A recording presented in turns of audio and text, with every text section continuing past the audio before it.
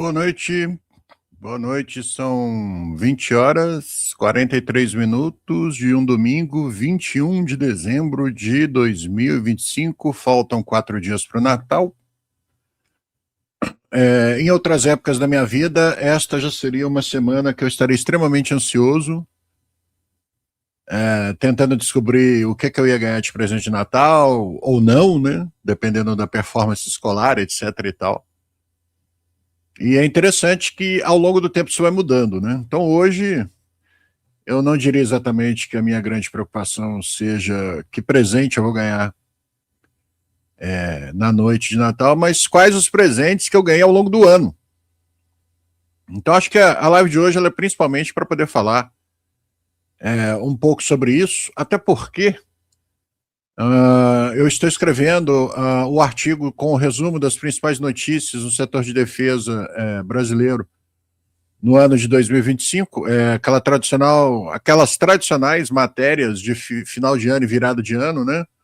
Balanço do ano, projeções, expectativas para o próximo ano, aquela matéria sobre o orçamento para o próximo ano, orçamento esse que ainda não foi votado, nós estamos no dia 21, e até onde eu saiba, se alguém tiver uma atualização sobre isso, por favor, pode me mandar mensagem aqui. Até onde eu saiba, o orçamento para o ano de 2026 vai ser votado no dia 30 de dezembro. E é absolutamente impraticável, até para uma obviedade explícita, né? Meio difícil de eu conseguir escrever uma matéria sobre orçamento para a defesa 2026 sem que o orçamento tenha sido votado. Então, eu queria começar essa live, até porque eu vou alinhar aqui algumas ideias que vão sair no meu artigo. Eu queria começar a live, e já que a gente está falando em performances da defesa brasileira em 2025, e aí a gente inclui tudo, tá? A gente inclui Ministério da Defesa, Marinha, Exército, Força Aérea, toda a estrutura acadêmica, toda a estrutura de pesquisa e desenvolvimento, as instituições correlatas, aquelas que trabalham constantemente também nessa área, enfim, para todo esse ecossistema de defesa, talvez muita gente fique surpreso com o que eu vou dizer agora, tá? Mas para todo esse ecossistema de defesa, incluindo a base industrial de defesa, que mais uma vez teve grandes momentos junto com grandes derrapadas, né, ao longo do ano, sem dúvida nenhuma, do meu ponto de vista, compilando todas as notícias que nós escrevemos ao longo do ano de 2025, e isso totalizam 9 páginas de matérias na ferramenta que a gente publica, Infodefensa, né? E são 9 páginas duplas, porque você tem também a publicação em espanhol. Então, ao longo dessas dezenas, para mais de centenas, se bobear, de notícias publicadas sobre o setor de defesa, certamente passa de centena, talvez passe de 200. Uma das que, definitivamente, uma das personalidades, uma das pessoas, ou a pessoa que eu considero que teve uma performance para a defesa do Brasil, especialmente muito importante, por uma série de motivos que eu vou colocar aqui. Vamos a eles. Uma pessoa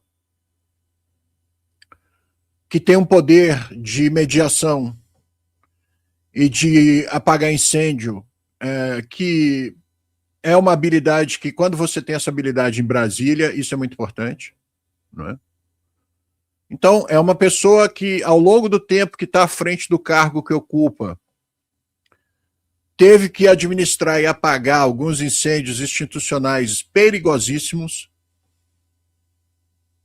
outros nem tanto, mas principalmente no início do seu período à frente do cargo. É uma pessoa que teve uma pauta institucional coerente e condizente com o seu cargo. É uma pessoa que, em determinado momento da jornada, durante o ano de 2025, não queria ficar mais. chegou a pedir para sair, mas felizmente decidiu ficar.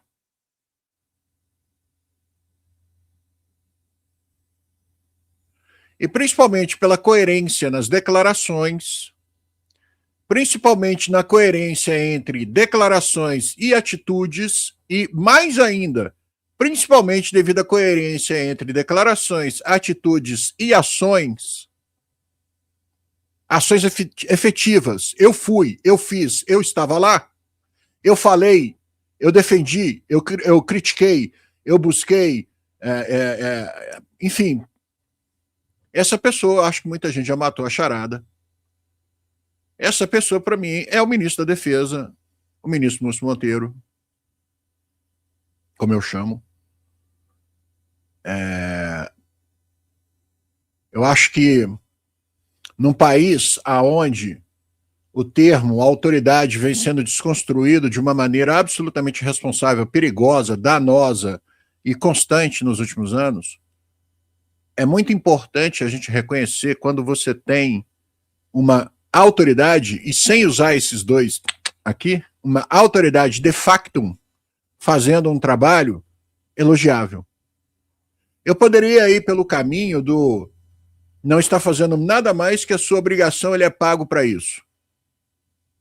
Ou eu poderia adotar uma métrica do tipo, coloco imediatamente sob suspeição qualquer ministro que faça parte deste atual governo. Então, eu tenho que ter a serenidade, o distanciamento, e pensar muito e analisar muitos dados, principalmente das várias notícias que nós demos sobre defesa ao longo do ano de 2025.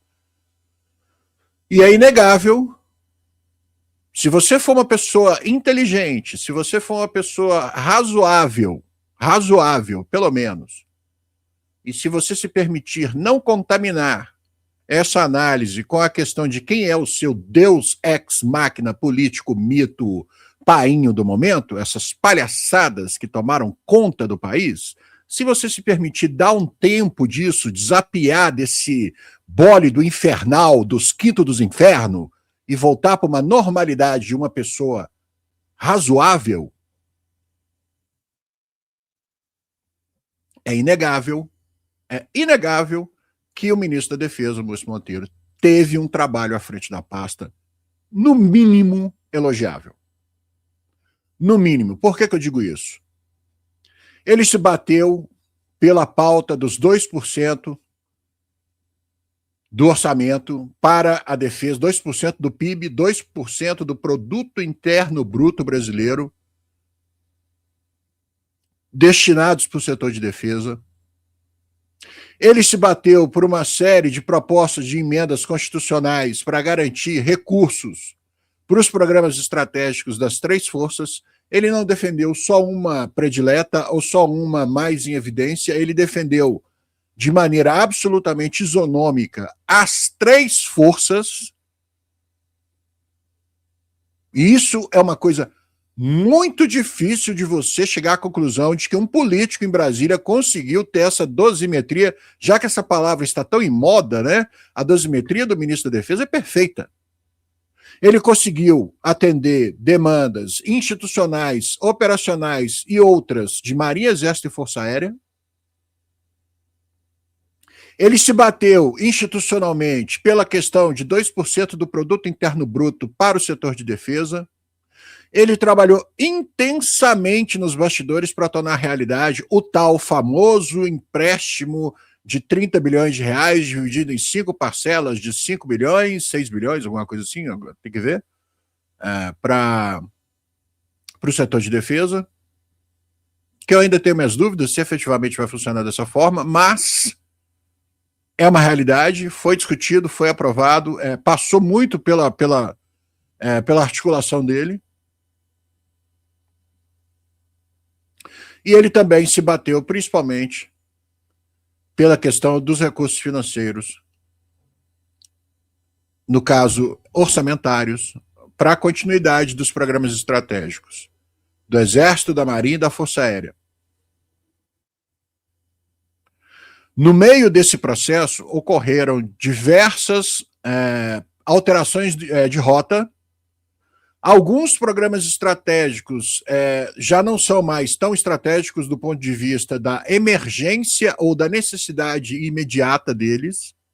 Não quer dizer que eles foram abandonados, mas eles entram em um outro ritmo. E outros programas vão ter uma concentração, uma aceleração, uma urgência maior de continuidade, porque eles se tornam muito importantes mediante todo esse cenário que nós temos visto e que está acontecendo no continente sul-americano. E esse ano de 2025, a gente pode dizer que algumas mudanças aconteceram de forma absolutamente inacreditável. Para um cara da minha geração, que está com 50 anos de idade, nós falarmos sobre o bloqueio aeronaval, o bloqueio marítimo, o bloqueio aéreo da ilha de Cuba, lá em 1962, 63 e tal, para a gente, para a nossa geração, já na casa dos 50 anos, era uma coisa que tinha acontecido num passado.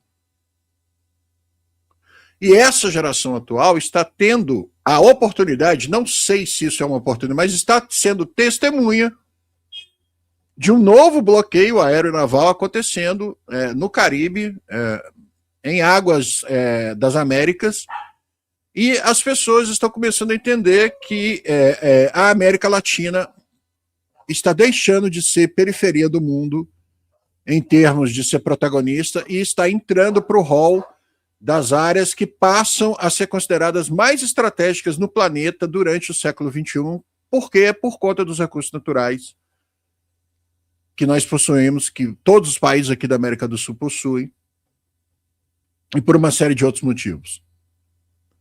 Então, o trabalho que o Múcio fez como ministro para conseguir perenidade de recursos, previsibilidade orçamentária, a frase que teve na boca do ministro da Defesa durante todo o ano de 2025, previsibilidade orçamentária.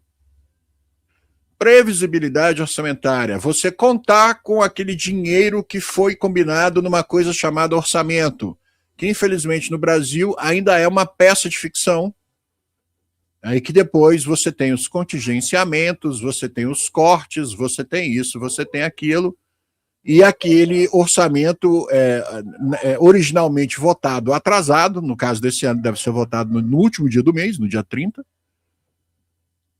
esse orçamento é todo mutilado e tem a sua execução toda modificada ao longo do tempo por todos esses mecanismos. Enfim, a briga pelos recursos do governo, né, é algo em Brasília que vem dominando o dia a dia da política nacional, desde quando foi feita a transferência da capital para Brasília.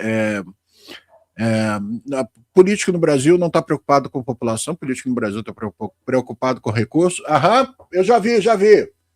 Político no Brasil está preocupado com o recurso e se ele vai ter recurso para ele poder disputar a próxima eleição.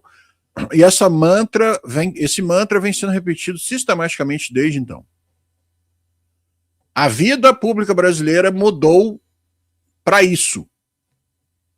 E vem piorando sistematicamente ao longo dos últimos 20 anos com a adição desse veneno perigoso chamado polarização. Bom, a gente não está fazendo análise de política, mas, infelizmente, a rebarba desta política, desta porqueira, atrapalha o desempenho do Ministério da Defesa e também atrapalha muito a performance possível e a performance futura das Forças Armadas. Então, o espírito conciliador do ministro da Defesa, do Múcio Monteiro, o trabalho que ele fez ao longo desse ano, e o fato de que esse trabalho garantiu a continuidade de entregas de uma série de programas estratégicos importantíssimos, e mais uma vez conseguindo equilibrar as demandas e os pedidos de Marinha, Exército e Força Aérea, procurando atender cada uma delas da melhor forma possível, eu considero que se há que se eleger, se há que se escolher, se há que se determinar, se há que se premiar, se há que se homenagear, qualquer coisa do gênero, uma pessoa que trabalhou muito em prol da defesa do Brasil no ano de 2025, essa pessoa é o ministro da Defesa. Gostem vocês dele ou não. Ele não quer agradar ninguém com o trabalho que ele está fazendo. É o trabalho dele. E com todas as limitações que este país tem, principalmente no âmbito político, no trato da coisa pública, é inegável. Se você se despide de qualquer tipo de inchação de saco, de polarização, o trabalho que o Múcio Monteiro fez é elogiável para qualquer espectro político. Não, o ministro da Defesa, realmente, esse cara, o trabalho dele foi um negócio muito... com todos os problemas. Evidente que vai ter gente falando assim, que isso, Caiafa? Você fica aí puxando o saco do ministro da Defesa, o programa do Gripen tem 8 anos de atraso. Exatamente. Quando isso começou, para virar atraso, não era ele o ministro da Defesa. Ele está resolvendo o problema e não criando o problema. Então, aqui no Brasil é muito comum, ao invés de tentar se resolver o problema, matar o mensageiro. Né? Você não resolve o problema, você mata o mensageiro, por quê? Porque ele trouxe uma coisa incômoda. Então eu estou procurando muito ter esse cuidado de, ao fazer aí um balanço do que a gente teve no ano, abrir e gastar aí 16 minutos para poder falar o trabalho que o ministro da Defesa teve, independente de qual partido que ele é, independente de qual estado que ele nasceu, independente se ele é corintiano ou se ele é vascaíno, entendeu? Não interessa. O trabalho que ele fez esse ano, ele merece realmente esse reconhecimento. Num cenário de crise, de dificuldade financeira, de dificuldade orçamentária, institucionalmente o país sem saber qual é o seu norte, um monte de coisa acontecendo em outros endereços em Brasília e ele lá o tempo todo focado no trabalho dele. 2% do PIB para a defesa. Aprovação dos empréstimos tal dos 30 bilhões. Previsibilidade orçamentária. Parar com esse negócio do orçamento de defesa ser uma peça de ficção que nunca é cumprido da maneira como foi combinado e votado. É isso, é a pauta institucional de um ministro da Defesa. E ele ainda tem uma capacidade conciliatória de apagar incêndio, que é uma coisa que tem que ser elogiada.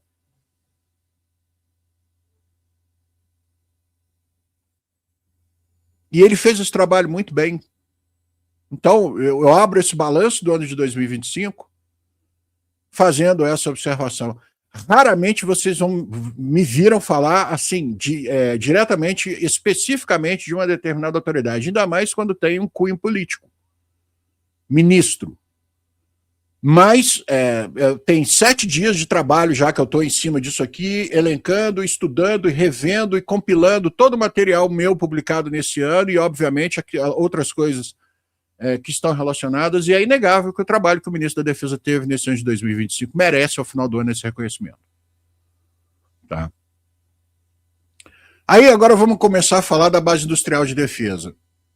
A base industrial de defesa, ela teve 2 grandes momentos. Um péssimo, horrível, feio, horroroso, que é o affair Avibraz. Isso não é bom para ninguém. Para ninguém.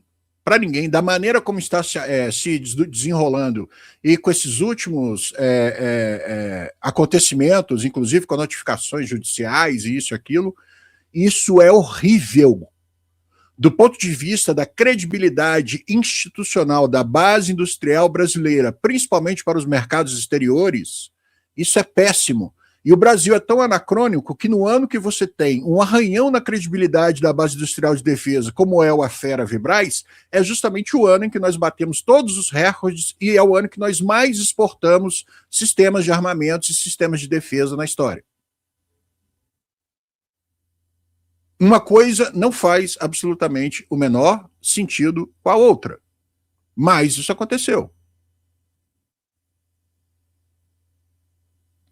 Agora, imagine vocês o que poderia estar sendo feito se, ao invés de um Avibraz doente, por vários motivos que não é o caso agora, nós estivéssemos com uma Avibraz saudável, trabalhando a 1000 por hora, fazendo as coisas tudo... poderíamos ter números talvez 3 vezes maiores do que esses que foram verificados para o ano de 2025 em termos de exportações. Evidente que esses números poderiam ser maiores por outros motivos, e aí entra também a questão do governo brasileiro ter tomado algumas decisões que inevitavelmente prejudicaram a base industrial de defesa. Não tem por que não dizer isso, prejudicou. Mas, por outro lado, prejudicou sendo coerente com uma linha que é mantida ao longo de décadas e que todo mundo já conhece, sabe qual é, que também não é a questão de ser discutido aqui. E o Brasil é tão fantástico que até hoje você não tem uma resolução definitiva do status da licitação, por exemplo, do obuseiro sobre rodas autopropulsado. Ganhou o Atmos, que é de uma empresa de Israel, a Elbit Systems. O governo brasileiro disse que não compraria armas de Israel porque Israel está fazendo isso e aquilo, não sei o quê, papapá. Não vamos repetir de novo todo esse lero-lero de um país que foi atacado e teve 1.400 de seus cidadãos mortos, estuprados, queimados e o diabo dentro do seu próprio território. Não vamos discutir isso de novo. Mas o Brasil é tão surpreendente que essa licitação está com status indefinido e não sabemos se voltaremos a isso no ano de 2026 ou não. Mais interessante ainda, o segundo colocado foi surpreendente, não esperávamos, e mais surpreendente ainda foi que quem nós esperávamos que fosse ou vencedor ou no máximo segundo colocado estava em terceiro lugar. E aconteceram, não existe, CAF. Aconteceram várias ações e vários movimentos e contramovimentos dentro dessa licitação, que é um mistério isso, porque é uma licitação que está com um status totalmente nebuloso e várias reuniões e várias coisas acontecendo na Secretaria de Produtos de Defesa, lá em Brasília, no Ministério da Defesa, no Ministério da Indústria, Comércio e tal, e Desenvolvimento Econômico, BNDES, enfim, toda hora você via, através do monitoramento constante que a gente faz de todas as pautas, de todas as agendas, de todas as autoridades que interessam para a gente em Brasília, você via pela lista de quem estava nas reuniões, pelas empresas que solicitaram as reuniões, e por quem eram os attendees, quem estava junto, que era esse tipo de coisa que estava sendo discutido. Mais uma vez, tudo isso nos leva de novo ao que eu falei na abertura desta transmissão. O trabalho institucional do ministro da Defesa no ano de 2025 merece todos os elogios. Ponto. Porque ele conseguiu conciliar todas essas coisas. E aí a gente vai para as entregas.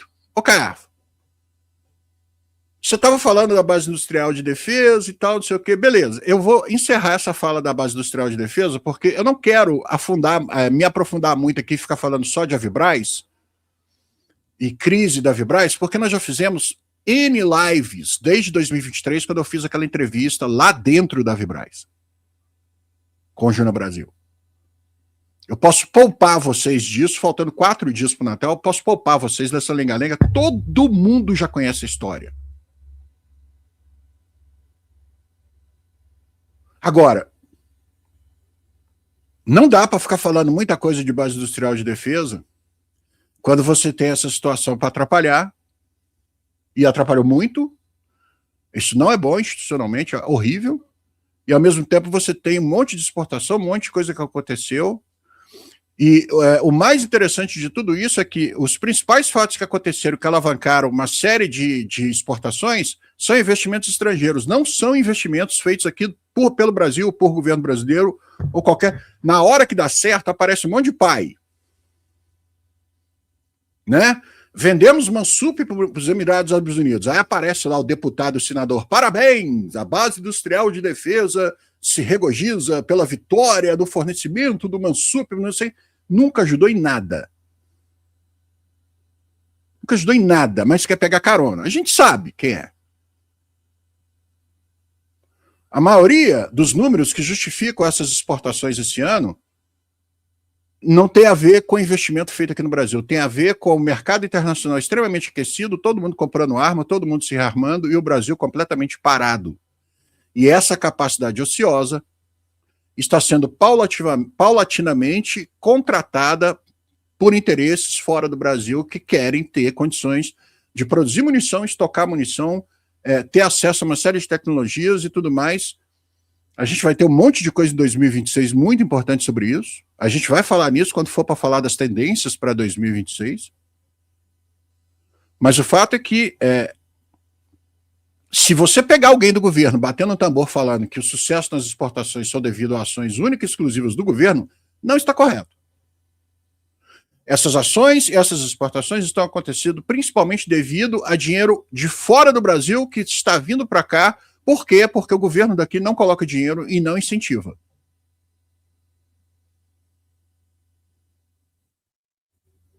E no momento que o mundo inteiro está lançando programas na casa de bilhões e trilhões de euros, dólares ou qualquer outro dinheiro, e os países estão todos se rearmando,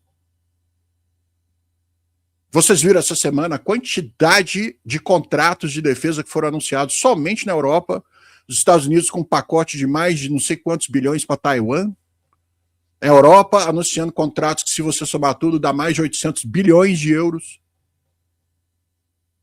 Numa hora que o mundo inteiro está se rearmando, está se mexendo, está reativando ou reforçando suas indústrias de defesa, a indústria de defesa do Brasil,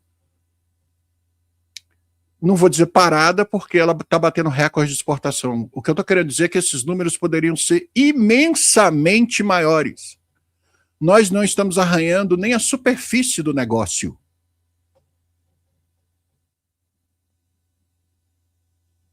Esses números poderiam ser imensamente maiores, com todo o compliance, tudo dentro da legalidade, seguindo todas as regras, todas as leis do Brasil, do país interessado, da ONU, da Casa da Mãe Joana, de quem for.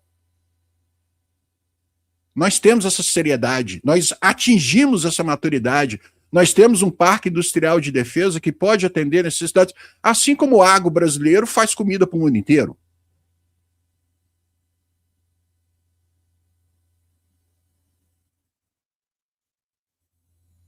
E eu penso que, se esse caminho pode ser seguido, uma pessoa que está construindo e colocando alguns tijolinhos na fundação desse caminho de uma maneira muito correta é o ministro da Defesa. E tendo uma base industrial de defesa que deu umas derrapadas, mesmo sendo recordista de exportações.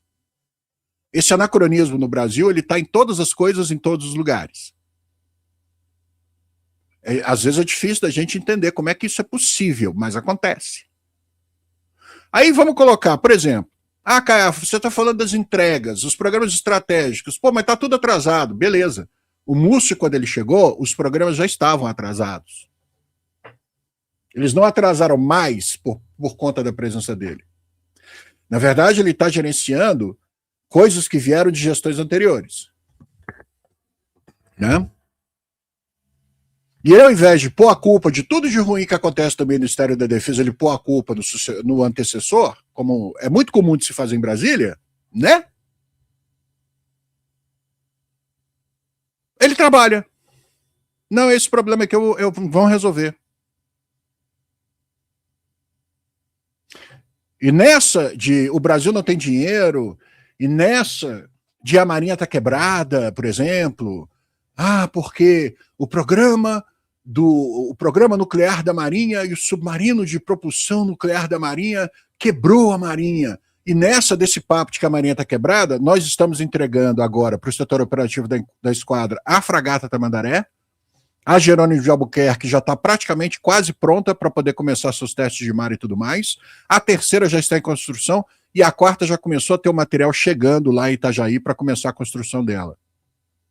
Existe um desejo que a Marinha não esconde de ninguém, um desejo explícito de pelo menos mais 4 navios. E a gente sabe que toda a estrutura que foi montada lá em Itajaí não se justifica somente para 4 navios. Então, existe uma possibilidade muito grande, por exemplo, de em 2026, o Ministério da Defesa, a Marinha do Brasil, o Consórcio Águas Azuis anunciarem para a sociedade brasileira que vamos ter mais 4 fragatas. Exemplo.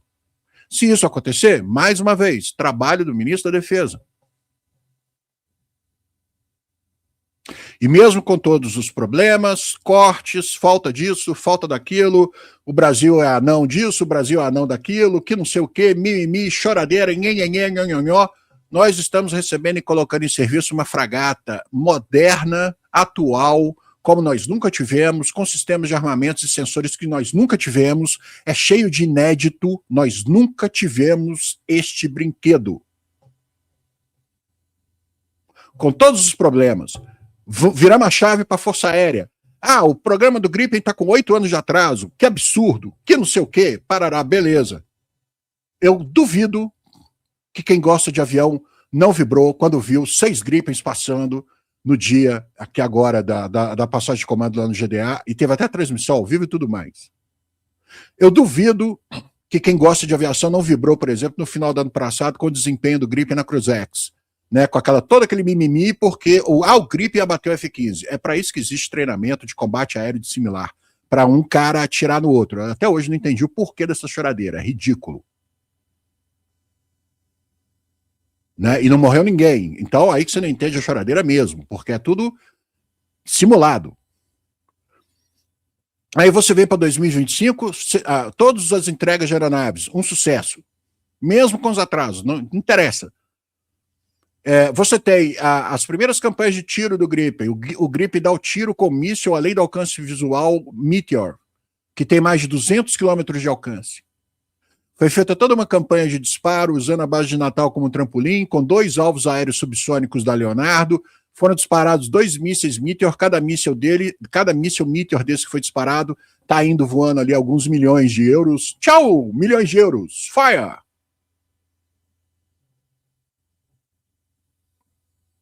E funcionou, assim como teve a campanha dos canhões, tudo certo, tudo perfeito, desempenho dos pilotos brasileiros excelente, desempenho do canhão excelente, desempenho do esquadrão, do GDA, comunidade para ser operativo e combater excelente, tudo dentro daquilo que se espera. Ah, porque o Brasil está com os programas atrasados. Ah, que o Brasil não leva a defesa séria. Ah, que isso, que aquilo, que não sei o que, aquela choradeira, aquele negócio e tal. Eu sou cachorro, eu não sou cachorro não, pará. Mas as fragatas estão sendo entregues, os aviões estão chegando, os testes estão acontecendo, a capacidade operacional inicial está sendo alcançada, os programas estão cumprindo aquilo que se esperam que eles façam. Com todos os atrasos, problemas, perrengues, chateações e injeções de sacos que este país possa proporcionar, porque ele é burocrático e porque ele é polarizado. Whatever.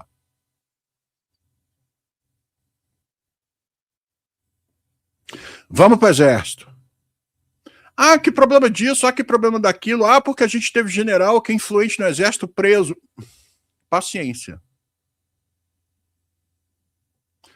Só lamento.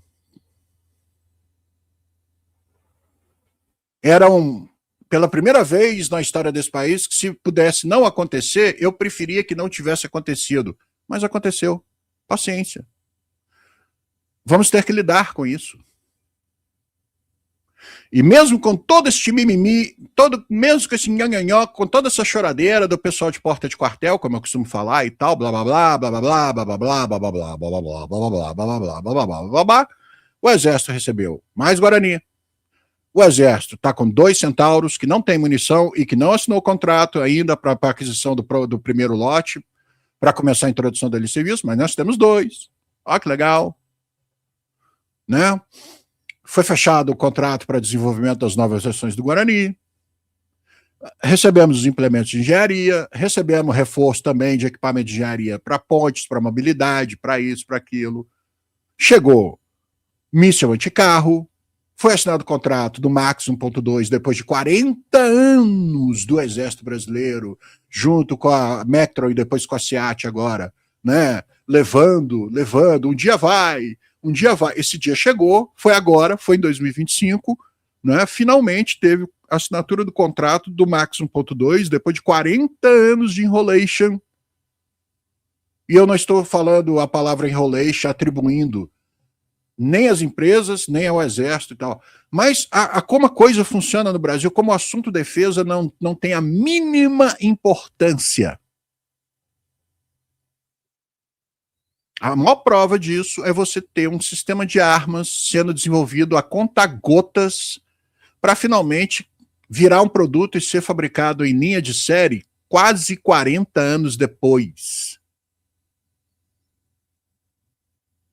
E mesmo 4 décadas tendo se passado, esse sistema de armas continua sendo extremamente interessante para o seu uso, principalmente no cenário que a gente tem aqui.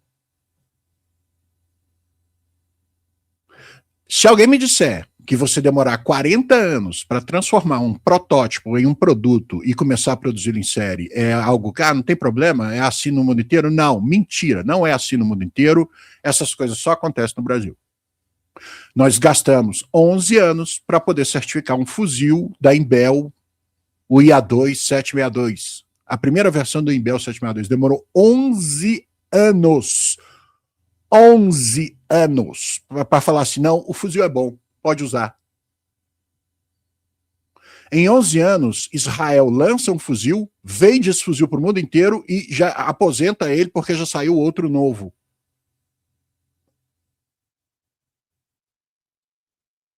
Nós demoramos 11 anos para certificar um fuzil, uma arma simples, a arma individual do infante. Não é míssil, não é smart weapon, não tem laser, não é sensor, não é radar. Com a perdão da expressão, a porra de uma arma. 11 anos.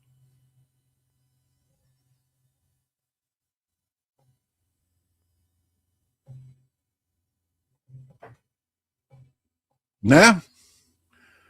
Então a gente entende por que determinadas coisas estão acontecendo também com os programas estratégicos. Continuando com o Exército, você tem uma ênfase no CISFRON,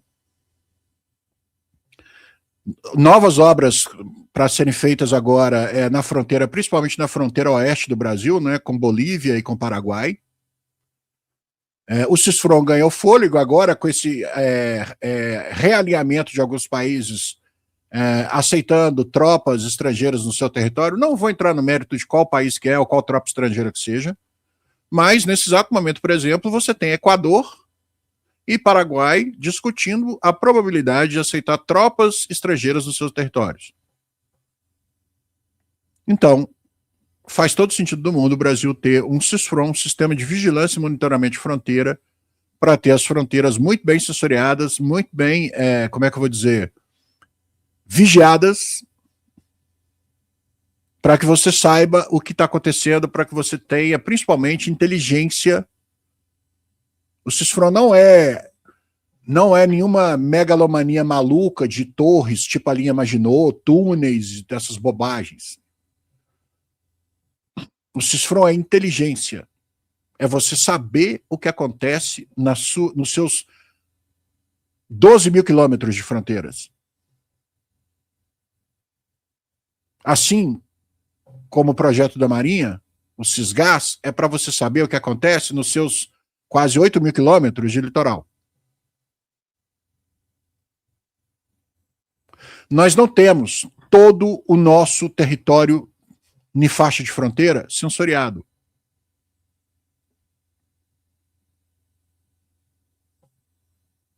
Então, a porosidade da nossa fronteira determina a quantidade de ilícito que entra aqui dentro do país e que tem reflexo direto em segurança pública dos grandes centros, das grandes cidades, etc, etc. Há mais de 15 anos atrás, nas primeiras matérias que a gente fez sobre o lançamento do CISFRON, nós mostramos um estudo que comprovava que se o CISFRON tivesse 20% de eficácia, ele não precisava de ter 80%, 90%, mas se ele tivesse 20% a 30% de eficácia, ele conseguiria reduzir os números percentuais de indicadores de violência nos grandes centros urbanos em 2 dígitos.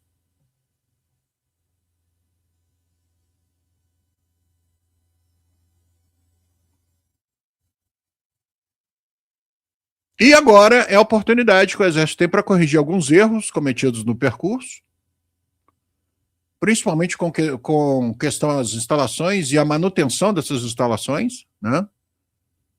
A gente aprendeu algumas coisas com relação a isso ao longo desses anos todos de implementação do projeto piloto do CISFRON. É um trabalho gigantesco, considerando que tudo no Brasil, em termos de extensão territorial, é gigantesco. É o que tem hoje, e dar continuidade. Então, o CISFRON está priorizado no Exército, o programa Guarani está priorizado no Exército, até porque ele tem uma importância industrial, considerando a fábrica da IDV aqui em Sete Lagoas, pertinho daqui de casa, né? Você tem outros programas no Exército que tiveram mexidas interessantes, e aí, para poder falar disso, eu vou colocar aqui, deixa eu abrir meu Flickr. Eu acho que melhor que a gente falar assim, eu fui em tal lugar, eu fiz tal coisa, é melhor você ter o vídeo ou ter a foto, porque tem gente que duvida da sua capacidade profissional e intelectual de fazer as coisas. Então é sempre bom você ter uma foto ou um vídeo. Não estou falando da boca para fora, não. Então vamos lá.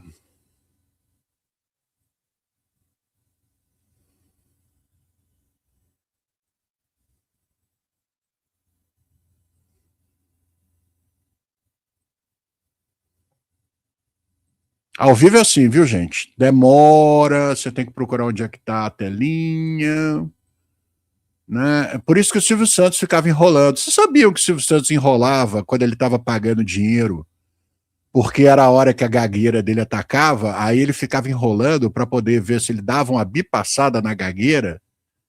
Então, um monte de gente que nem sabia que o Silvio Santos era gago, né? Vamos lá.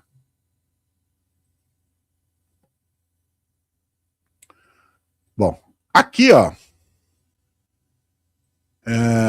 um dos grandes momentos aí do ano de 2025, né? Uma grande mudança que teve e que nós testemunhamos de perto.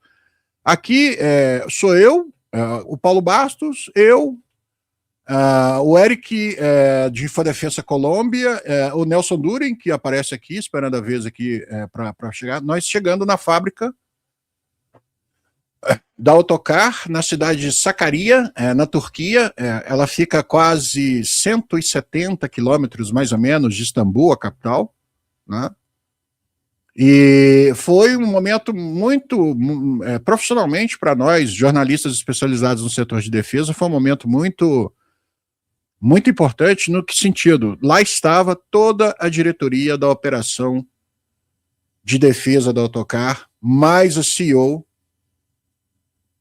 e toda a equipe dela para nos receber, se apresentaram um por um, fizeram toda uma apresentação de tudo que eles têm, o que eles fazem, quantos bilhões de dólares vale cada subsidiária do grupo COT, que é a holding da qual a Autocar faz parte. A Autocar, além de produzir veículos militares, ela produz também ônibus, caminhões, veículos especializados, né?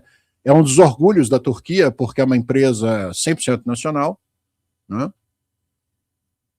É a maior empresa privada do setor de defesa na Turquia. As exportações representam 64% das vendas da Autocar. Já produziu mais de 33 mil veículos militares, já exportou esses veículos para mais de 40 países. As ações da Bolsa, as ações da Autocar são negociadas na Bolsa de Valores, tanto em Istambul quanto em outros centros financeiros do mundo. A empresa líder de exportação de sistemas terrestres na Turquia, né? E tem uma ampla linha de produtos e veículos militares com propriedade sobre os direitos de PI, que é o... PI, a gente em português, é o Intellectual Property, propriedade intelectual, né? É uma empresa que é cadastrada e certificada como fornecedora homologada OTAN e ONU, e tem instalações fabris com todos os certificados de qualidade, de produção, fabricação e controle de qualidade, controle de produto, teste, isso e aquilo, com todos os padrões mais exigentes do mercado internacional. Tudo que você pensar de certificação eles têm. A QAP 2110, padrão de qualidade ISO 9001, ISO 27001, ISO 14001, ISO 45001, eles têm tudo. E outra, todo o design dos produtos turcos que estão fazendo sucesso no mundo inteiro são locais. E a Autocar trabalha com uma equipe muito enxuta, que pensa fora da caixa, é um pessoal extremamente competente, e isso significa o quê? Que você tem um desenvolvimento mais rápido e mais inteligente. Eles usam ferramenta de realidade virtual aumentada para poder desenvolver os veículos. A gente teve a oportunidade de fazer isso, entrar dentro do veículo virtualmente para poder ver como o veículo é desenvolvido. A gente vai mostrar isso aqui para vocês. Eles também têm simulação, todos esses softwares 3D de análises que existem hoje no mercado, os mais sofisticados. A Autocar também tem o dela próprio, de desenvolvimento próprio.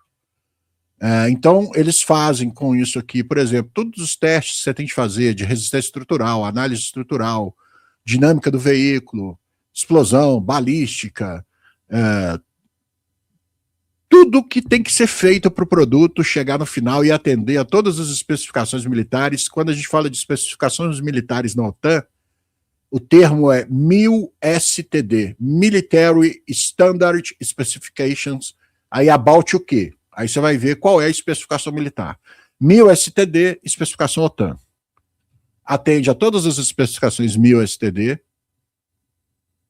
Pesquisa e desenvolvimento dos caras é fantástico, a gente visitou a pista de teste deles on-road e off-road. Eles têm teste de durabilidade acelerada, teste de mobilidade. Eles têm uma sala anecoica para poder testar emissões eletromagnéticas,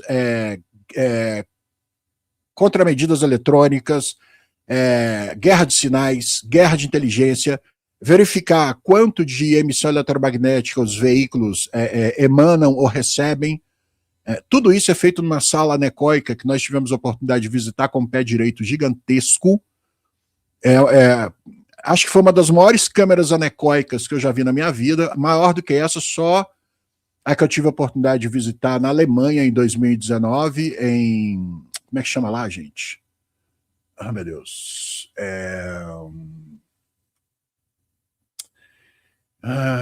Eu tenho que lembrar o nome da instalação da Airbus que a gente visitou em 2019, mas maior do que essa câmera anecoica da Autocar, só a câmera anecoica da Airbus que a gente visitou, e que o protótipo desse novo avião invisível que os europeus estão desenvolvendo, que vai ser o caça de sexta geração, estava no teto, montado em cima de um suporte e fazendo esses testes de emissão eletromagnética, para ser invisível a radar, não sei o que. Os turcos têm isso. Os turcos, lá na fábrica, eles têm instalação para poder fazer teste de minas e dispositivo explosivo improvisado. Então, você pega a carcaça do veículo que você está desenvolvendo, leva ela para esse lugar e coloca um monte de sensor, um monte de computador, um monte de coisa, e explode, literalmente, você explode esse veículo, vários deles, para você testar e ter tudo documentado, qual é a capacidade de sobrevivência que esse veículo dá para a tripulação, quanto de explosivo que ele aguenta, e por aí vai, quais são as medidas de segurança que você tem que adotar, parará. Tudo isso eles fazem lá em Sacaria. Testes de disparos, testes de tiro real também eles fazem lá.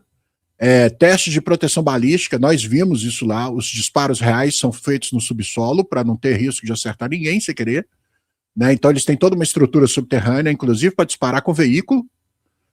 Eles têm laboratório de balística para fazer teste de balística, teste de proteção, de resistência de blindagem. Eles têm laboratório para fazer teste de estabilização e desempenho. Eles têm uma câmera climática, que é a coisa mais louca que eu já vi, que tinha 2 veículos dentro da câmera climática. Quando a gente chegou lá, estava 82 graus abaixo de zero. Aí eles deixaram a gente entrar, a gente ficou 15 segundos lá dentro. As meninas, eu quero sair, eu quero sair, eu quero sair, eu quero sair, eu quero sair. Vocês não têm ideia do frio que é 80 abaixo de zero. E a gente com roupa, com os negócios tudo e tal, você não aguenta, cara. Tudo isso, eles têm toda essa estrutura lá, você entendeu? Para poder fazer o desenvolvimento dos produtos. Ou seja, a fábrica da Autocar em Sacaria não deve nada a uma Rheinmetall, não deve nada a uma General Dynamics Land Systems, não deve nada a uma Nexter, não deve nada a uma KMW, não deve nada a uma Ura Vanzagod, não deve nada a ninguém. Eles são extremamente modernos e atuais. né? Aí a gente conheceu todo o trabalho deles aí com suporte integrado e logística, treinamento que eles dão para quem compra o produto deles, todo aquele papo de vendedor, né? Igual quando você está comprando seu carro, aí o cara te oferece um kit conforto, então. A Autocar também oferece a transferência de tecnologia, parceria industrial, né? Um modelo de negócios que é bom para quem está comprando e para quem está vendendo e para quem está fabricando. A transferência de tecnologia também proporciona desenvolvimento de capacidade local, aumento do conteúdo nacional, cria emprego no Brasil, gera oportunidade de exportação, da mesma maneira que o Gripen da Colômbia vai ser feito no Brasil. Se qualquer outro país da América do Sul quiser comprar o produto da Autocar, ele vai ser fabricado aqui no Brasil para ser entregue para o país sul-americano. Porque já vai ter todo um aparato de produção produzindo os veículos para o Exército Brasileiro. Lógico, se a Autocar for a vencedora. Né? Então, a linha de veículos comerciais, eu não vou falar muito, porque, né, e sistemas terrestres. A Autocar tem o campeão de vendas mundial, que é o Cobra 2, né, e nessa faixa 4x4, Ural, Cobra 2, Cobra 2 MRAP, o Acrep e o ISV. Na linha 6x6 tem o Arma. Nós tivemos a oportunidade de visitar a linha de produção do Arma 6x6. Só para a Letônia e para a Lituânia, nós vimos mais de 180 blindados Arma 6x6 na linha de produção, em vários estágios da linha de produção. Alguns com a corte de chapa, soldagem do chassi, outros já começando a receber sistema elétrico, hidráulico, outros recebendo instalação de sistemas, outro recebendo motor e tal, até você chegar no final e você ter aquela fila de blindados Arma 6x6 prontinhos para ser entregue para o cliente. A gente viu também a linha de produção do Arma 8x8. O veículo que a gente foi lá para conhecer foi o Tupar, tanto o Tupar carro de combate quanto o Tupar veículo de combate infantaria. O que estava disponível para a gente poder andar nele foi o Tupar IFV, o veículo de combate infantaria. A Autocar também produz os seus sistemas de torres para equipar os seus veículos. Então ela tem torres com armas leves, ela tem torres com calibres intermediários, tanto tripuladas quanto não tripuladas, e ela também tem torres de grande calibre, também tripuladas e não tripuladas. A tendência de mercado hoje é não tripulado, né? Você ter um autoloader para fazer o remuniciamento da arma principal.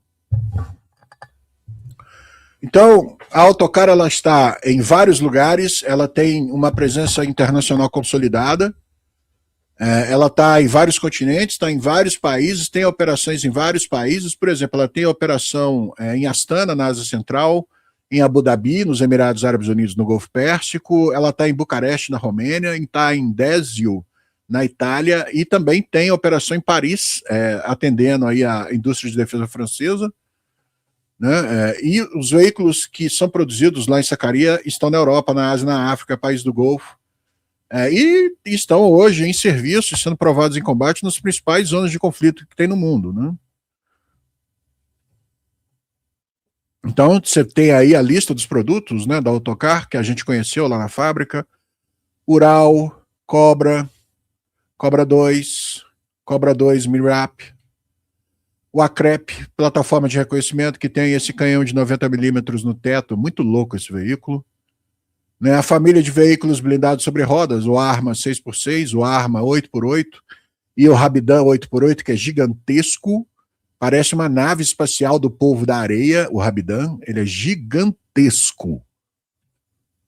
Né, o Arma 6x6, com as diversas capacidades e configurações que ele pode receber. Né, o Arma 8x8, também com as diferentes configurações que ele pode receber. O Rabidan 8x8, olha o tamanho dessa coisa. Olha o tamanho dessa coisa. Esse é um navio para ser usado no deserto. Né? Ele foi adquirido pelos Emirados Árabes Unidos. É um projeto que os turcos fizeram para os Emirados Árabes Unidos. Eu quero um 8x8 gigantesco para ser usado no deserto. É esse aí da foto, Rabidan. E aí a gente chega no veículo que nós fomos conhecer lá na Turquia em fevereiro desse ano, Tupar S, veículo blindado sobre lagartas. Essa é a proposta da Autocar para um veículo para ser utilizado para atender o programa Forças Blindadas do Exército Brasileiro, tanto como veículo de combate de infantaria, quanto como um veículo, carro de combate mediano, o chamado MMBT, com uma torre da Leonardo com canhão de 120mm. Nós tivemos a oportunidade de conhecer este segundo veículo a partir da LAAD 2025, no Rio de Janeiro, não é? Acredito que brevemente teremos outras novidades a respeito disso para vocês. Não?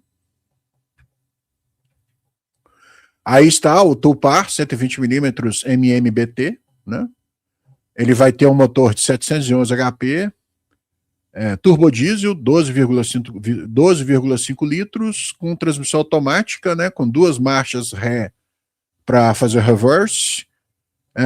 Vai ter proteção balística contra minas e contra IED, uma capacidade de peso que pode ser expandida até 45 toneladas se você colocar toda a proteção possível nele, né? Um veículo que na versão de infantaria pode levar até 12 tropas.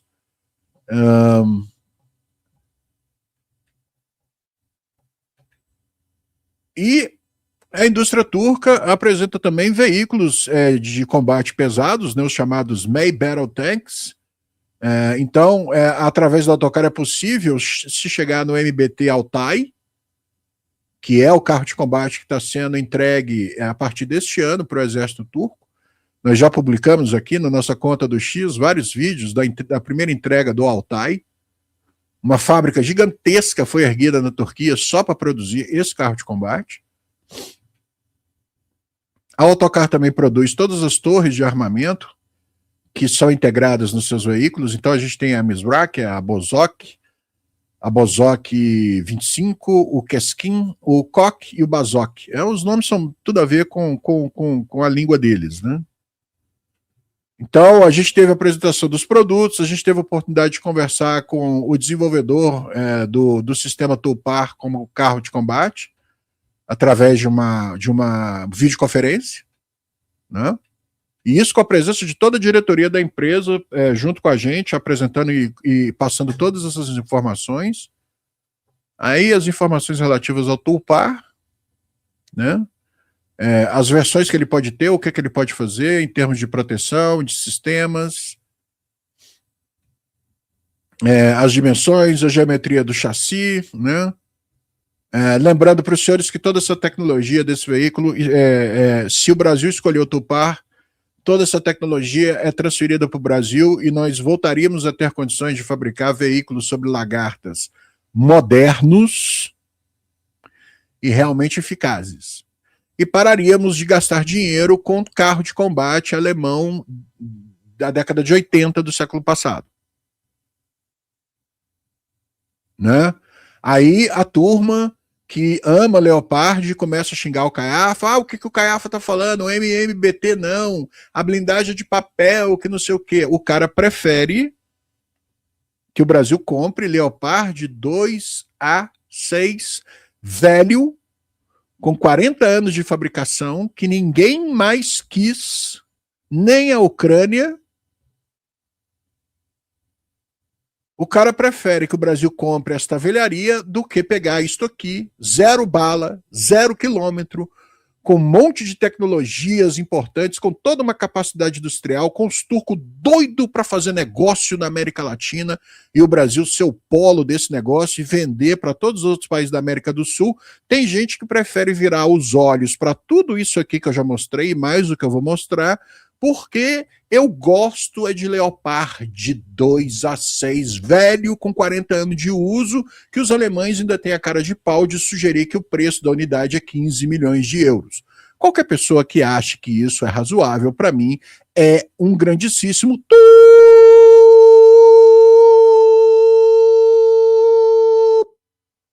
porque não tem condição uma pessoa defender isso.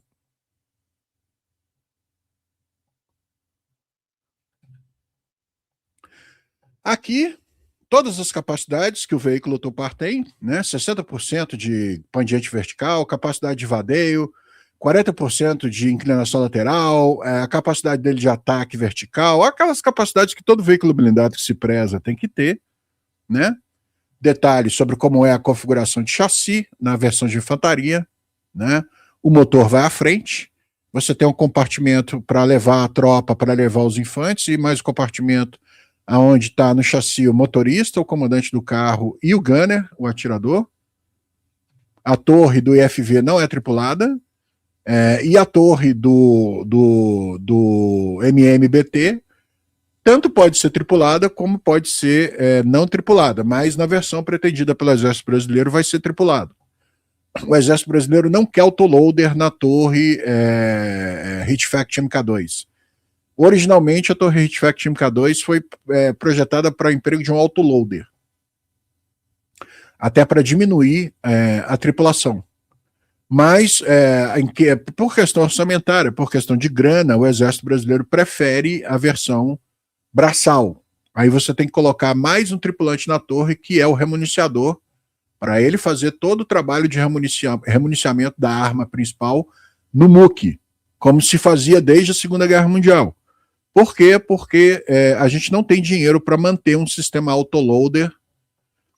Imagina você ter um sistema autoloader no seu Centauro e um monte de Centauro disponível, porque não tem dinheiro para fazer a manutenção do autoloader, e aí você não consegue mudar a munição para atirar. Já prevendo esse tipo de coisa, o Brasil decidiu que os seus Centauros serão todos manuais. Não vai ter autoloader e um remuniciador vai fazer esse trabalho. Aí a configuração da tripulação no Tupar, MMBT, né? O motorista no tradicional posto deslocado à direita, com o motor à sua esquerda. Na torre você tem o comandante do carro, o atirador e o remuniciador. Então são 4 pessoas a bordo. Posto do motorista, altamente tecnológico, com uma tela colorida, com visão infravermelha, visão noturna e uma série de outros sensores. Ele pode operar completamente escotilhado. O motorista não precisa olhar para fora. Ele tem diversas câmeras para poder enxergar para o lado de fora, e todas têm redundância. Significa que se você perder a câmera número 1, você muda para a câmera número 2. Ah, a câmera número 2 foi pro saco. Pô, eu ainda tenho a câmera número 3, mas essa é a última. Então você tem redundância de tudo. Né?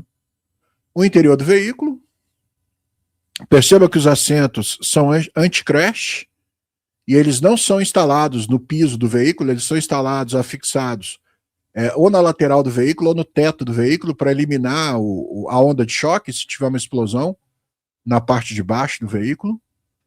Né? Essas são as características do Tupar, com a torre Hitfact MK2, com canhão de 120mm. Essas são as características do Tupar IFV, com o canhão de 30mm, para transportar infante. Essa é a dupla que está sendo oferecida pela Turquia para reequipar as forças blindadas do Exército Brasileiro. Esses são os motores disponíveis para poder ser o core energético desses veículos. Todos são motores e transmissões que não estão no alcance de embargos nem da Alemanha, nem de país nenhum. Inclusive tem motor desse aqui que é fabricado no Brasil, da Caterpillar. E eu acho que da Scania também. Características técnicas do Tupar, da suspensão, características dos sistemas para enlace de comunicações, transferência de dados, né? Toda a parte inteligente do veículo é modular, com esses sistemas modulares plug and play, pegou o cabo, ligou ali, deu check, deu ok, tá tudo verdinho, bora, tá funcionando. Não tem que fazer mais nada. É plug and play. Ligou e usou. Detalhe do sistema de suporte de vida que o veículo tem, né? Então ele tem proteção NBQR, proteção nuclear, biológica, química, radiológica, tem ar-condicionado, né? Tem um sistema de filtragem de ar que renova o ar dentro do veículo várias vezes por minuto. Tem sistema de calefação para, se ele entrar na água, por exemplo, ele não ser inundado. Obviamente que até um determinado nível, né?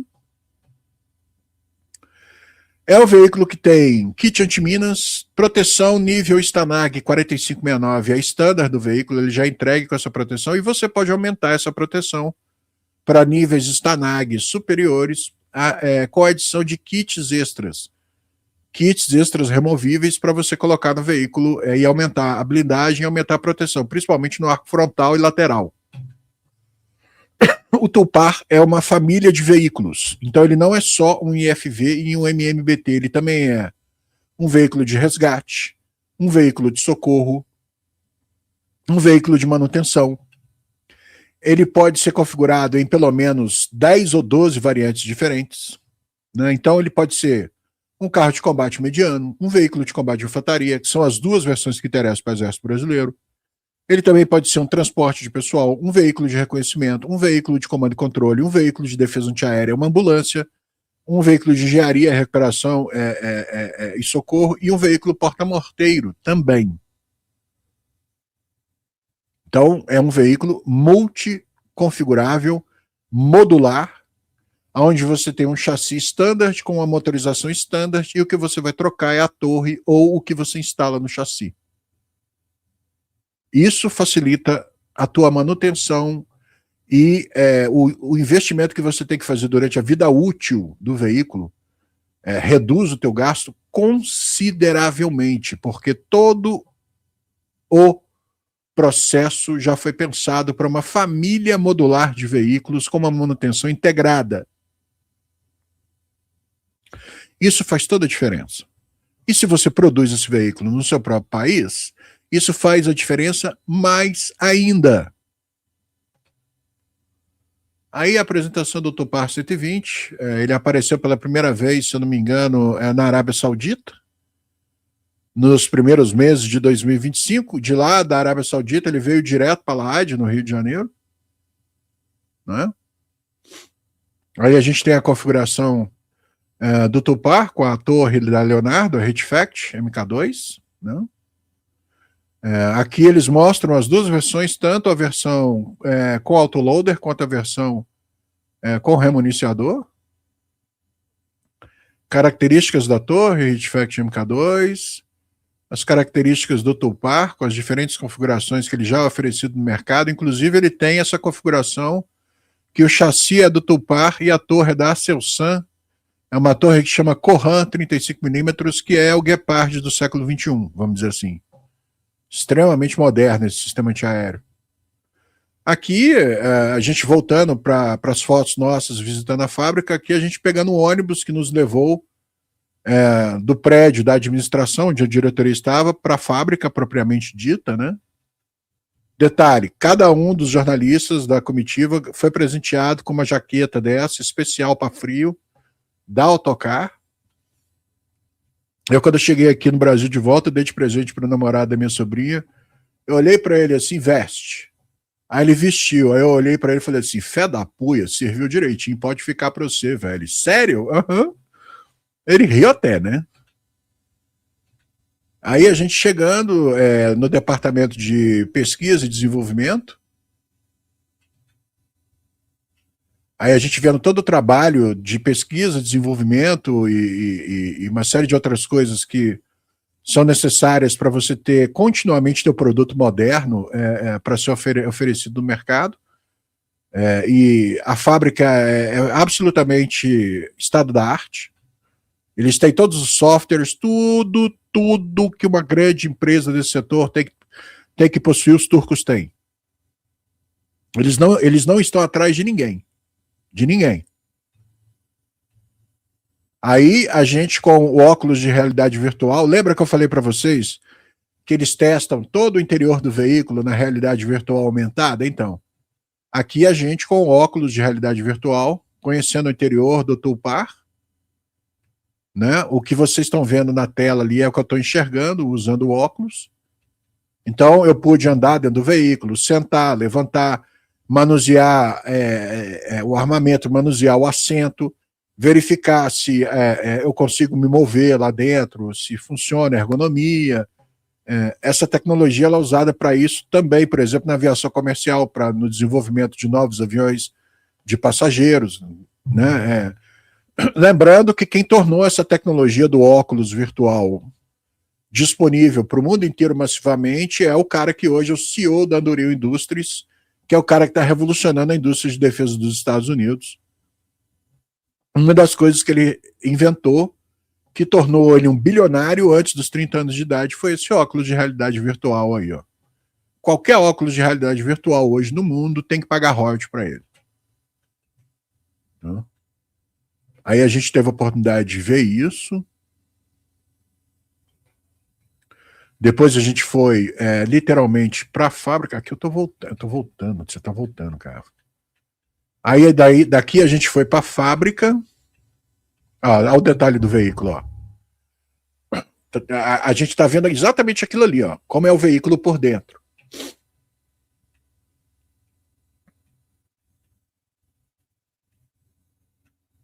Aí a gente chegando na fábrica, né?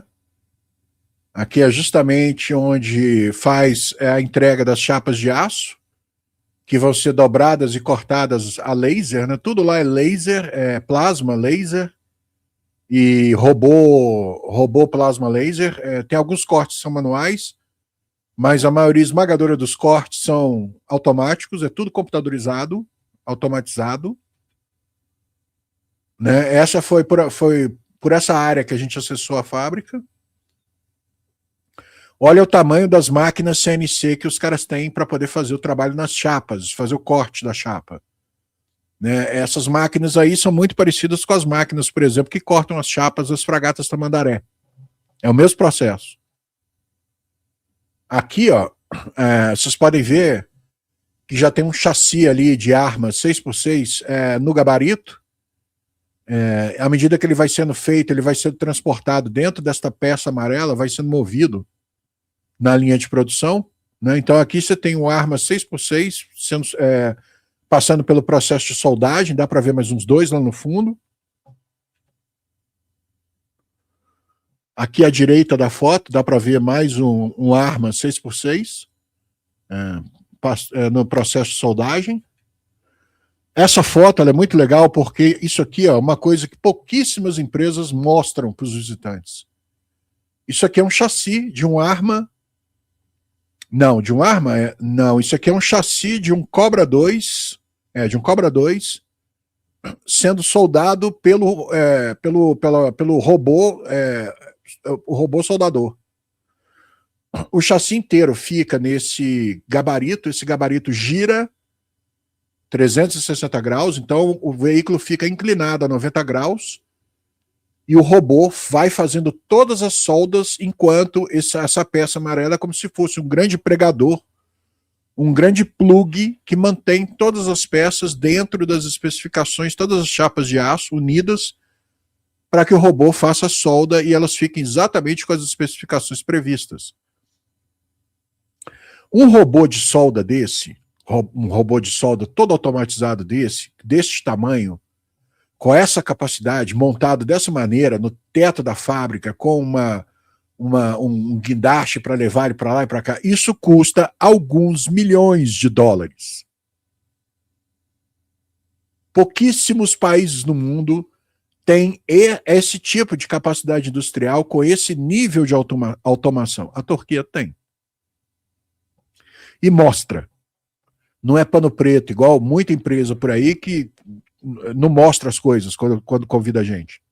Os turcos não teve pano preto para nada. Eles mostraram tudo. Mais solda de Cobra 2 com o robô soldador. Olha o tamanho dessa coisa. Né? Aí os 4 Jacu, o Eric Salme da Colômbia, o Caiafa, o Paulo Bastos e o Nelson Duren do Brasil. Né? A gente passando na linha de produção do Cobra e do Arma. Né? Vocês podem ver que tem trabalho para todo lugar que vocês olharem na foto, tem gente trabalhando. Fábrica lotada de trabalho. Lotada de trabalho. Aqui o Nelson Duren conversando com o engenheiro do Arma. E vocês podem ver, ó, que o aço para fazer o veículo, ele vem com essas especificações todas gravadas nele. Só depois, quando vai ter o processo de limpeza do chassi para poder instalar o spawliner e fazer a pintura, que essa sujeira é removida, vamos dizer assim, e o chassi vai ficar limpinho, limpinho, brilhando, né? Para ir para o próximo processo de produção. É muito interessante os processos de produção. Aí o Caiafa conversando com o pessoal da fábrica, o Paulo Bastos também, o Nelson. A gente sendo apresentado aos processos de produção de todos os veículos, né? Percebam que a fábrica é toda automatizada, extremamente limpa, super organizada, o maquinário é todo moderno, você não tem aquela coisa que parece uma fábrica de 1950 do século passado e tal, é tudo moderno, né? Estado da arte.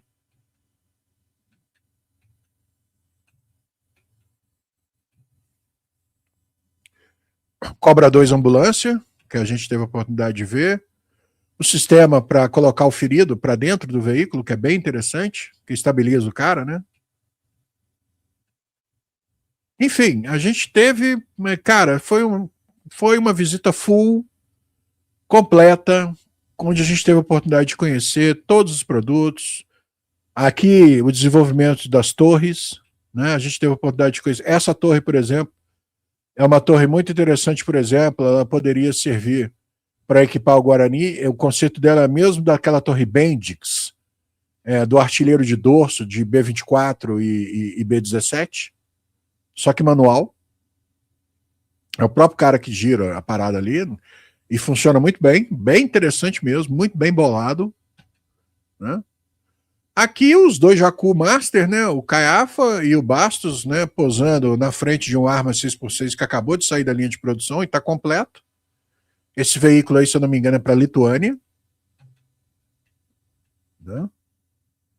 A gente chegou no setor de testes de durabilidade estendidos do veículo, então você pega o carro de combate ou blindado e coloca ele em cima desses atuadores, e esses atuadores ficam simulando que o veículo está em movimento numa estrada péssima, cheia de buraco.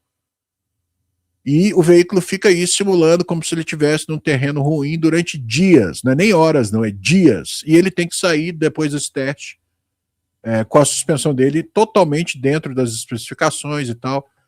É um negócio impressionante esse teste, porque realmente você vê a qualidade do produto.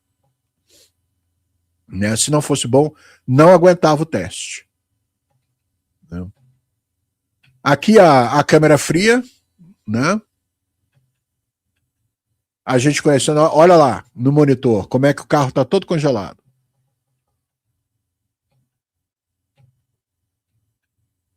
Então a gente visitou aqui, ó, o laboratório de balística que eu falei para vocês.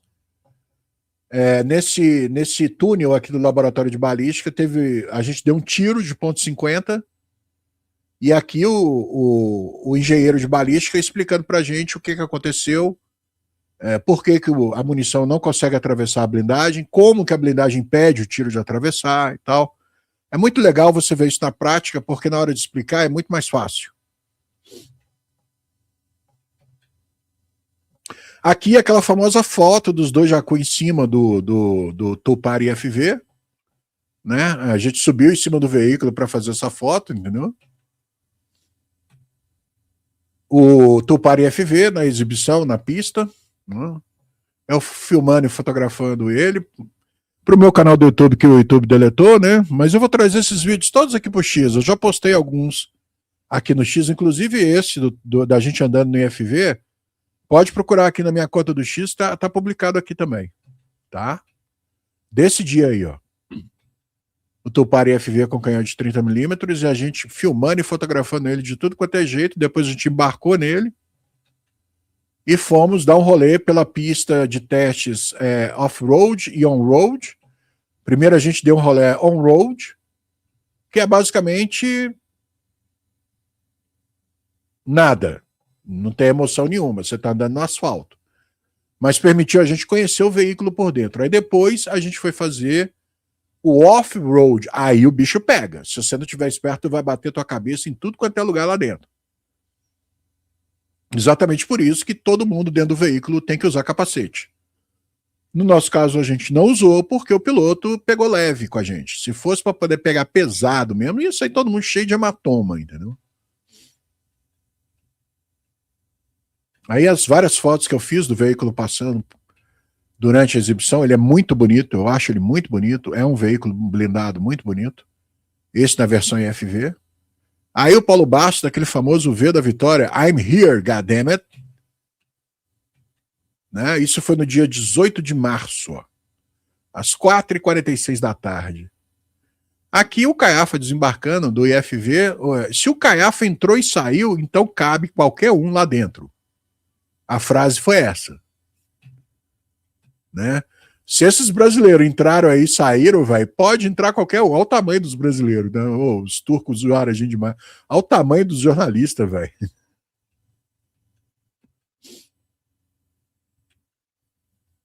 Lembra que eu falei para vocês, tem uma instalação de tiro subterrânea que você entra com o blindado inteiro? É essa aí, ó. Isso aqui, ó, você desce, é como se fosse uma casa-mata, aí tem a rampa, você desce com o blindado aqui e tem um túnel subterrâneo para você atirar dentro desse túnel, que é para o tiro não pegar em ninguém. Aí você pode atirar o tanto que você quiser aqui dentro, entendeu? O barulho também não sai, não incomoda vizinho, né? Aí a gente na pista, qualquer terreno, tirando foto, antes da gente dar o rolê, porque vai que alguém vomita, não vai sair na foto, né? Não vai ficar legal. Aí primeiro ele deu uma volta pra gente fazer umas fotos, e depois a gente foi fazer o rolê no qualquer terreno. Vou falar pra vocês, viu? Não é fácil a vida de tanquista, não. Não é fácil, não. Ser tanker, o cara tem que estar afim. Caiafa filmando o motorista conduzindo o veículo, o motorista não, o artilheiro, observando, né, o caminho através do sensor da torre de armamento. Aí depois que a gente terminou tudo, aí a gente foi conhecer outro setor, que é o laboratório de teste ambiental, a câmera anecoica que eu falei para vocês. Olha o pé direito dessa câmera anecoica, olha a altura dela. Cabe qualquer veículo militar aqui dentro, um tanque, qualquer coisa cabe aqui dentro para você fazer teste. Olha o tamanho dessa câmera anecoica. Sabe, que dia que nós vamos ter um negócio desse aqui no Brasil? As câmeras anecoicas que a gente tem aqui são muito pequenininhas. Muito pequenininha mesmo. Um Cobra 2 sendo testado, diversos tipos de emissores de rádio, disso, daquilo e tal.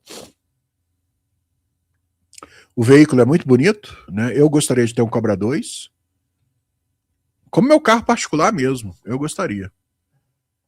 Então, galera, eu gastei esse tempo todo aqui, né? Passou de mais de hora, justamente para poder mostrar para vocês por que o Tulpar virou o jogo e assumiu a característica de ser o favorito na disputa do programa Forças Blindadas, tomando a dianteira do até então favorito, que seria o CV90-120. E está aí ilustrado para vocês de uma maneira absolutamente sem corte, sem edição, tudo que os turcos estão oferecendo para que o Brasil feche esse negócio com eles. E aí a gente vai ter transferência, a gente vai ter produção local, a gente vai ter capacitação para produzir blindados de esteiras modernos, atuais, né? E vamos poder finalmente aposentar este fantasma que insiste até hoje em aparecer, chamado Osório.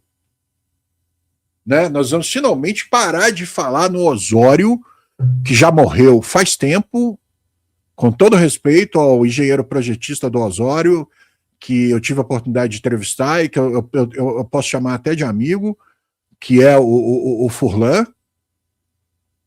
Com todo respeito ao Furlan e toda a equipe dele, mas o Osório já deu, chega, passado, quem gosta de passado é museu, a gente tem que olhar para frente e a gente tem a oportunidade de estabelecer uma parceria estratégica com os turcos que pode, entre outras coisas, trazer para a gente mais insights, inputs em tecnologias de mísseis de cruzeiro, artilharia, mísseis ar-ar, sistemas aeroespaciais, aeronaves stealth de quinta geração e por aí vai.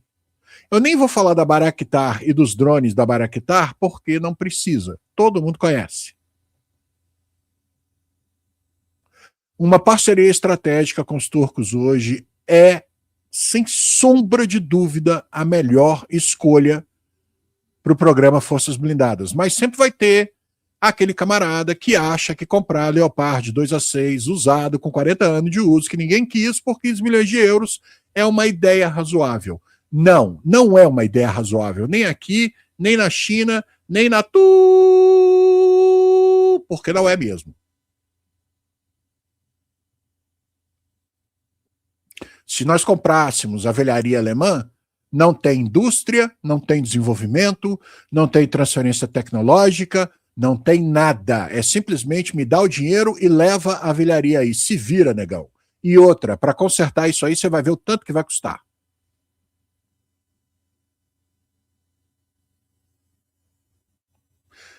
Sinceramente, eu não consigo entender como é que tem gente que ainda continua dizendo que prefere Leopard 2A6. Velho, desatualizado, cheio de gabiroba, ainda vai ter que gastar um dinheiro para tirar essas gabiroba ainda, entendeu? E que a hora que a Alemanha ficar de saco cheio do Brasil, vai lá e mete um embargo e você vai ficar com todos os seus Leopard 2A6 refurbished parados, porque alguém lá em Berlim chegou à conclusão que o brasileiro não tem que ter blindado porra nenhuma e meteu um embargo. Aí tu vai ficar chupando o dedo porque você é dependente dos alemães. Já passamos dessa época.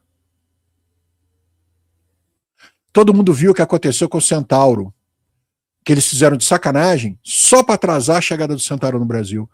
Esse atraso da chegada do Centauro no Brasil, entre outras coisas, causou a não assinatura do contrato, que não aconteceu até hoje, só vai acontecer em 2026. E enquanto a assinatura desse contrato não acontece, os alemães vêm aqui e oferecem Leopard 2A6 que ninguém quis. Estão entendendo como é que isso funciona? Ou vocês querem que desenha?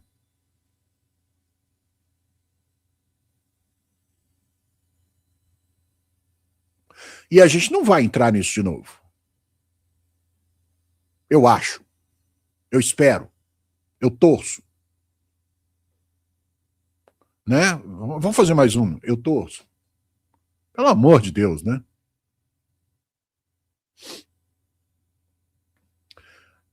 O Douglas Bridge, assisti uma entrevista muito boa do Aldo Rebelo. Cara, o Aldo Rebelo, ele é mais um anacronismo que o Brasil tem. Igual eu falei do anacronismo de ser recorde de exportação de defesa e ter uma Avibraz, que é um escândalo, um atrás do outro e tal. O Aldo Rebelo também é um anacronismo. Ele tem a manha sobre o assunto de defesa. Ele é um nacionalista puro. Ok?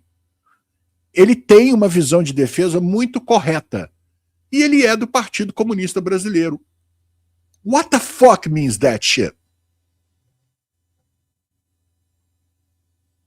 A mulher que mais entende de defesa no Brasil, ou uma das mulheres que mais entende de defesa no Brasil hoje, a deputada Perpétua, ela é do Partido Comunista. Quando eu a conheci, que eu apertei a mão dela, deputada Perpétua, que prazer conhecer a senhora pessoalmente. Ah, Cafa, finalmente a gente se conheceu e tal.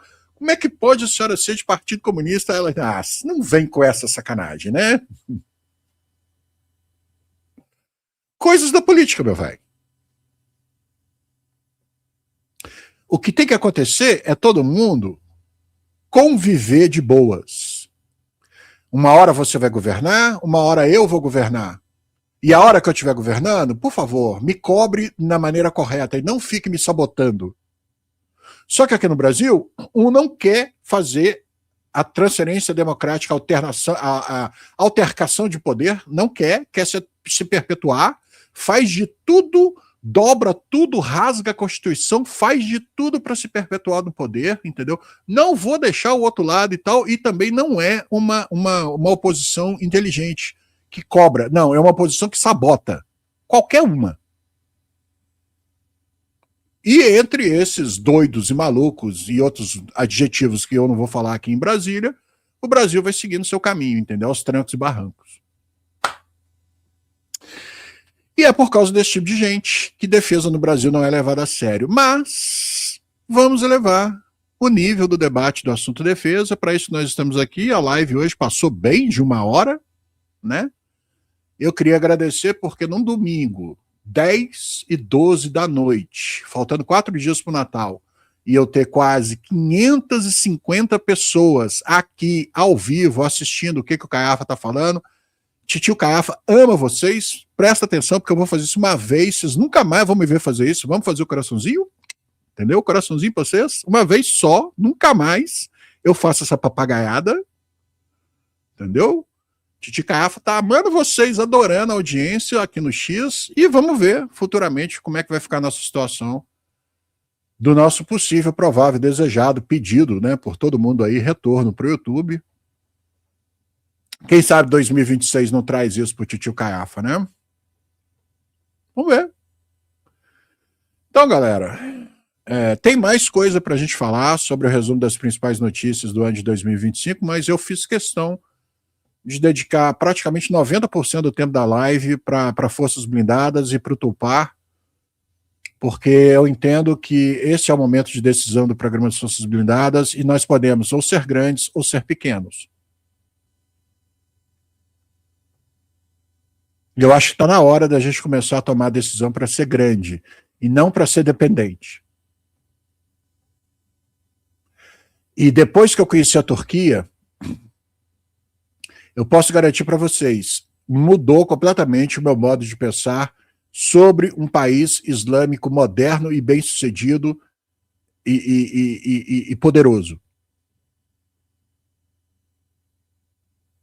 Uma aliança estratégica entre um país católico como o Brasil e um país islâmico como a Turquia só vai nos ensinar muita coisa importante sobre como trabalhar, como produzir, como fazer a tua indústria crescer.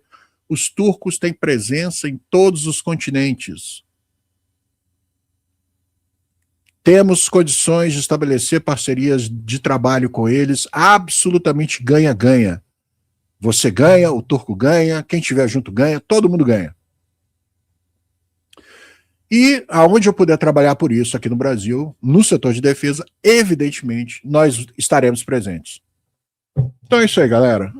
Vamos aguardar, 2026 vai ter muita decisão importante, é um ano de eleição. Execução, vocês esqueçam, não vai ter execução de nada em 2026. 2026 é para preparar o terreno para 2027 e vai depender muito do resultado da eleição também.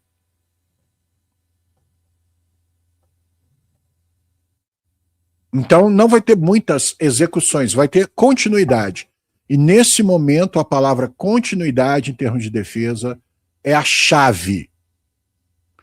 Não atrapalhem o que está dando certo. Não mexe em time que está ganhando. Se a gente conseguir fazer isso, já está ótimo. Boa noite para vocês. Infelizmente, o Corinthians, eu digo infelizmente porque eu não vou dizer que eu torci pelo Vasco, eu não torço por nenhum time do Rio de Janeiro nem de São Paulo, jamais. Eu sou Clube Atlético Mineiro desde o dia que eu nasci. O estado de Minas Gerais tem 3 times de futebol. O Atlético, as Marias e o América. E a obrigação do mineiro, que se entende mineiro, nascido no estado de Minas Gerais, é escolher um desses 3 times para torcer. E não nenhum time do Rio, nem nenhum time de São Paulo. Então, eu não torci para o Vasco, mas eu fiquei muito triste de ver um Corinthians que está uma bagunça danada, dinheiro, briga política, dívida, eu fiquei muito chateado de ver um Corinthians ganhando lá dentro do Maracanã. Só que aí você vai olhar o Vasco, crise política, dívida, dinheiro, ou seja, 2 avacalhados chegaram na final da Copa do Brasil e um dos avacalhados ganhou. Sabe aquele anacronismo do Brasil que eu falei lá no começo da live, há 1h30 atrás? Você quer anacronismo maior do que esse? Corinthians e Vasco na final da Copa do Brasil? Chama o Gabigol para bater pênalti.